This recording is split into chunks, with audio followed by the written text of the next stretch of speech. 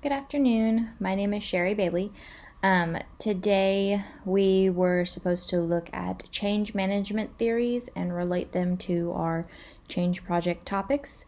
My change project was about postpartum hemorrhage and ways to implement a postpartum hemorrhage assessment tool and a quantitative blood loss measurement tool to help prevent mortality from postpartum hemorrhage, or just hemorrhage in general, postpartum hemorrhage in general.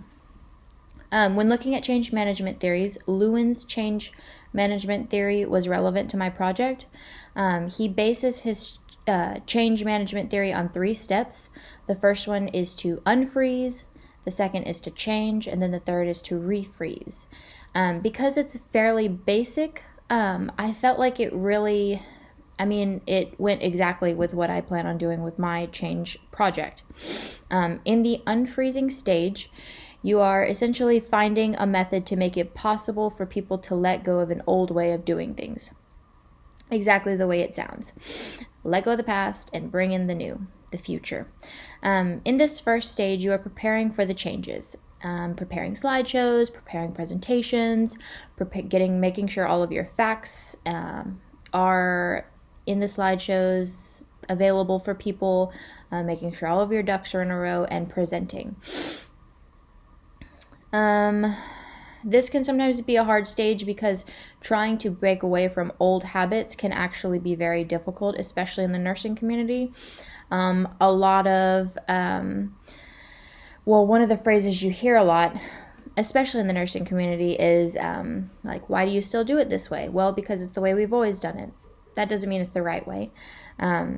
So this phase can sometimes be a difficult barrier to get through, especially with seasoned nurses. So the second stage of the theory is called the change stage. In this stage is where the change actually takes place. This is where you are actually teaching and starting to implement the project, whatever you're working on. For us, it would be the hemorrhage assessment tool, postpartum hemorrhage assessment tool, and then the QBL measurements after every delivery. It involves a process of change in thoughts, feelings, behaviors, or all 3 that can sometimes be more liberating or more productive. This is where the training comes into play. So it is necessary to always explain the whys of doing things. Most people are not going to want to change unless they know the importance of it. So whenever you're in that first phase and you're presenting all this information, it is very important to make sure that everyone understands why it's necessary to implement this change, why it's better than the old way of doing things.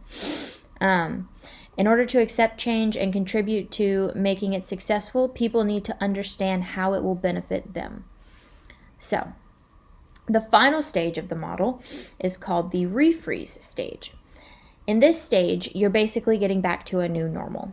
When the changes are taking shape and people have embraced the new way of working, the organization is ready to refreeze. It is necessary that all employees fully understand the necessity of the change and that the change is taking place in a consistent basis. And that not any employees are falling into old habits.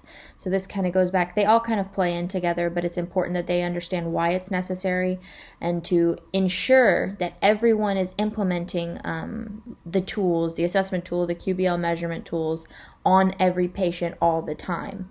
If it's inconsistent, there's a break in the chain somewhere. There needs to be more education or more training. Something needs to be fixed. Once all of these things set into place and everyone is implementing everything every single time, that is considered your refreezing stage. That is when everything is back to a new normal for your hospital and your staff. Following this basic theory, I think will definitely help to establish and implement my change project.